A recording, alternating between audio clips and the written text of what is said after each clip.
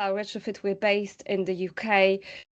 It is about our journey, about our organization, but also in particular, I want to tell you a bit more about our household service, but I will get to that in a second, because who is People Powered Retrofit? Like, what is our vision? What is the stuff that we do? And I think it's really kind of important to give you some context around the organization itself. We are a co-op, we're a community benefit society, and we are very small because we have currently 11 up to 12 team members. So we wear many hats, but that's kind of exciting. That's kind of challenging, exciting, a really interesting journey. And in terms of our vision, there's kind of 5 things we really want to do, achieve. And you will see them kind of listed here, but I think the main thing is to just creation of this kind of independent, end-to-end, cradle-to-grave, one-stop shop, however you call it, service that really kind of puts our householders in the center, and makes them owners of their organizations and makes them kind of give us directions. So I think this is the kind of main element of this vision. But around that, there's also kind of our actions revolve around helping our clients to overcome various barriers that they have to commission retrofit, and in the UK it's a particularly difficult kind of subject. So that's another kind of element. Also, looking internally and externally, we want to support the organizations, but also like support ourselves and kind of build capacity in the wider sector, but also for ourselves to meet this demand for retrofit. And as you will see slightly later, we also want to empower the organizations by kind of providing them with different tools and mentoring services where we share our journey, where we share our knowledge, our expertise. And last but not least, I suppose like it's really important to collaborate and to inspire, and this is what we do in the UK, in the wider kind of sector in the UK. But we also, despite the fact that we're on an island, want to connect with the continent and kind of work closely with different organizations in Europe, in the European Union. Very quickly, like how did this all start and where did we come from? And it kind of started as a People Powered Retrofit started as a project within an organization called Carbon Co-op, and they've been around for around 15 years and started looking at a particular segment in the market in the Greater Manchester area, and that segment was willing to pay householder clients, so people who wouldn't require necessarily any grants. They would have the disposable income to fund retrofit, but this kind of need wasn't really met by any organizations or by any kind of processes. So that project kind of started looking at it, and with the data mapping that happened there and Carbon Co-op team members understanding the challenge, talking a lot to the customers, potential customers, uncovering their barriers, uncovering their needs, those team members started realizing, there's actually a huge need for this particular market segment to receive a service, to be able to deliver retrofit. And what came with that was also kind of a project, a research around service design and building a service for such audiences, and then thinking about kind of social marketing, community-based social marketing, and approaching those audiences kind of, bottom up, not necessarily top down. And very quickly, what was uncovered, like in that kind of research piece, were householder motivations on retrofit. And we've learned that people not only look for the kind of return on investment. We hear a lot about like return on investment, but actually people were really interested in reducing carbon emissions, like being warmer and healthier in their homes, and making kind of the housing improved for future generations. So that was kind of, food for thought, really interesting. And we took that into account where we started thinking about the personas, about those kind of particular segments we want to design the service for, and these are the three kind of personas we went with, and this kind of defined People Powered Retrofit's kind of service design and the journey and the language and the positioning. So that was kind of really important piece of knowledge, understanding what is the who's out there and who needs our help. And like very quickly, as you've probably seen this kind of adoption in curve multiple times, but we still work with the willing. So we look at the first kind of two segments there, innovators and early adopters. But I think in the recent year and a half, maybe we're starting to tap into this kind of early majority segment, which kind of has to push us to redefine how we talk to our clients, how we position ourselves. So this is constantly work in progress, I have to say, and there's never kind of nothing is fixed in stone for us. I think this is the kind of one of the main takeaways. Our timeline, as you can see, really, we are very young organization, because everything, as I said just a second ago, started as a project in 2018, and then the project kind of continued for several years, and then really the organization started happening from 2021, when we kind of look at the setup phase, started kind of building our business plan, issuing a share issue where we managed to raise some money to actually kind of build that runway time for us to set everything up in place for the kind of future years. We gathered 300 members, and then kind of started looking at staff recruitment, building processes, developing our strategy further.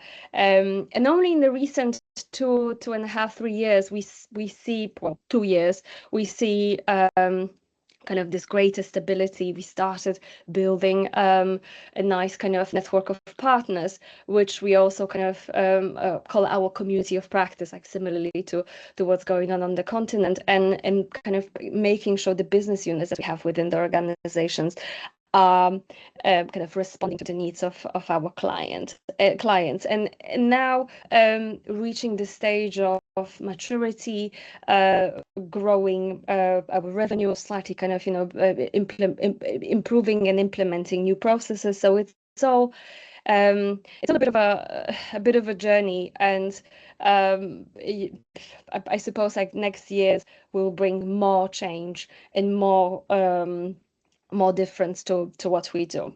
But the value proposition, I think it's for us, like it's very clear. It's currently non-negotiable, and we try to do retrofit right, which is an easy thing to write and say, but like in practice, as you will all know, it is a tricky thing, and it has to be a quality product, which is a massive struggle in our locality. So that requires kind of a bespoke approach, and it requires time. It requires this effort, and we really want to acknowledge complexities and nuances with our householder clients. Like it is, as you will know, again, like an anxiety-inducing process, like retrofitting your home, like the disruption and questions people have, and there's a lot of kind of education that has to happen for people that go through the process. So we really try to be there for our householders. We really try to kind of talk to them as much as we can and explain everything and be that kind of reassuring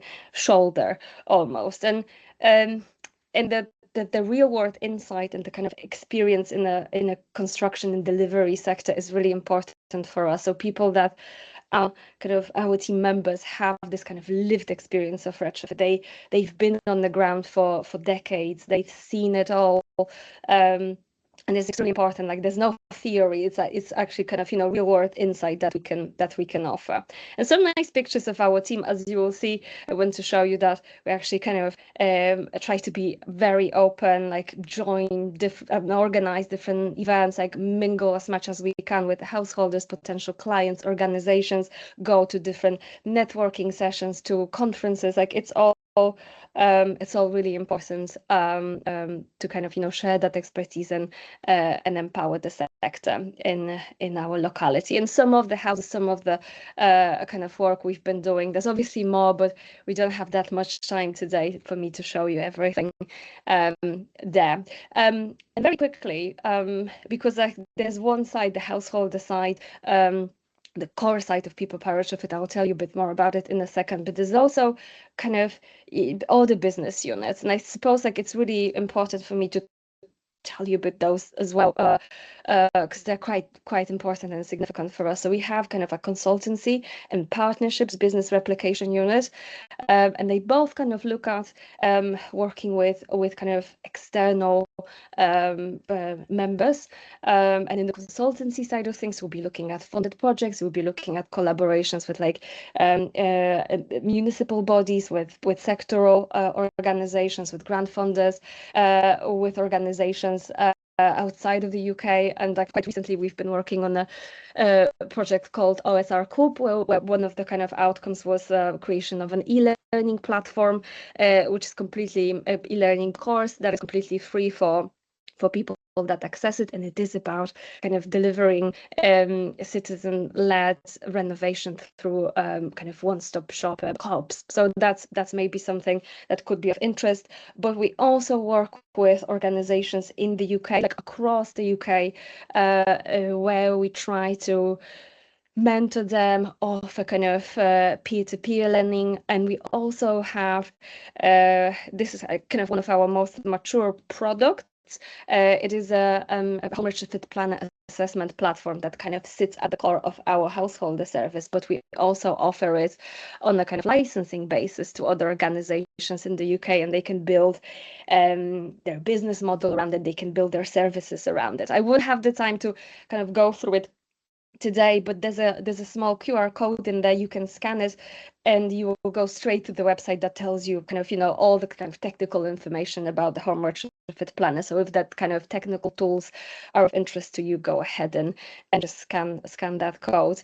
And I'll just quickly move to the householder service, which, as I said multiple times, sits at the very center of People Powered Retrofit, and a kind of bit of an information about it. And again, similarly to the timeline I showed you, the kind of organizational timeline, this is the kind of service timeline. And again, you will see that things kind of started slowly, but we already had clients. We had the backlog of clients, able to pay clients from the outset, from the moment we kind of started that research piece. And that kind of neatly progressed throughout the years. We had a backlog of those clients in 2022, and that kind of pushed us to think about the skill sets we have in-house, the kind of resources, the development of our stuff, and the kind of the processes that are required to deliver the service. And in 2024,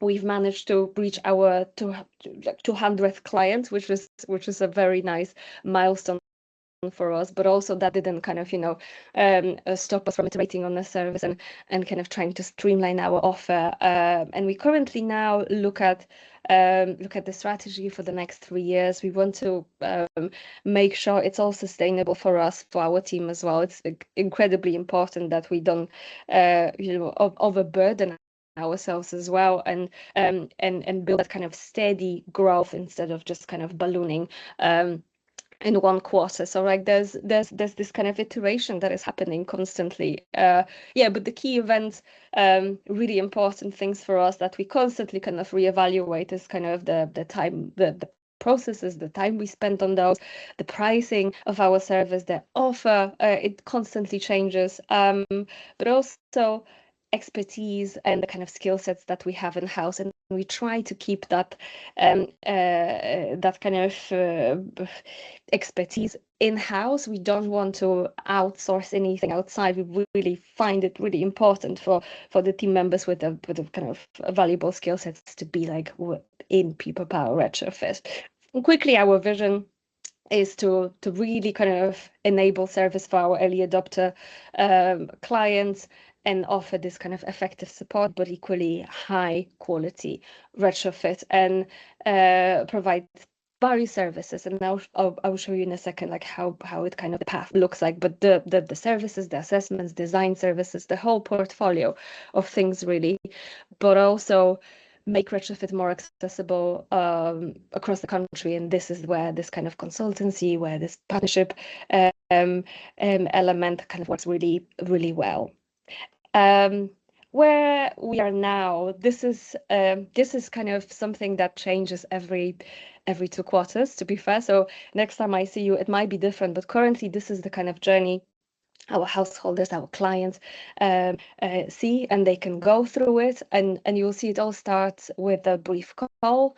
Then the home retrofit assessment is delivered, and that home retrofit assessment is delivered via this tool I've mentioned previously, Home Retrofit Planner, and then it kind of progresses through a home retrofit plan, and then people, depending on their needs, can kind of look at different stages or different types of services. We can go through technical design, we can go through a specification support. We have a whole library that we created of those kind of standard specifications that we can offer to contractors, to our clients, so that makes the kind of work slightly easier. But we also look at design review, and if we have clients, we have slightly bigger jobs to do, we can also look at that and kind of support them there.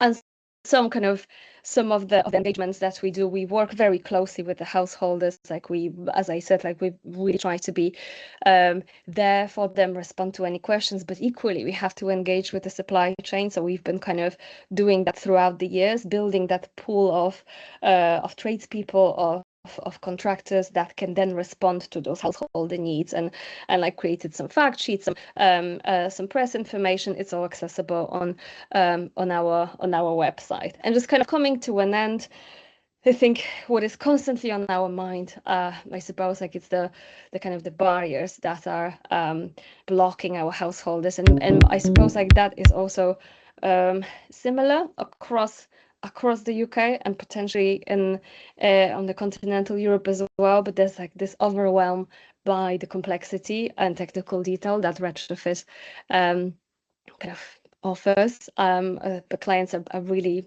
anxious about this side of things, and we're there to kind of help them with that. But there's already, difficulty in making decisions. People are really concerned about risks. In the UK, there's a lot of conflicting advice of different organizations saying different things, and people just kind of are paralyzed because they hear different things, and the kind of contractor side of things is also difficult. Hence the kind of the build, the kind of the growing portfolio of those contractors in our locality.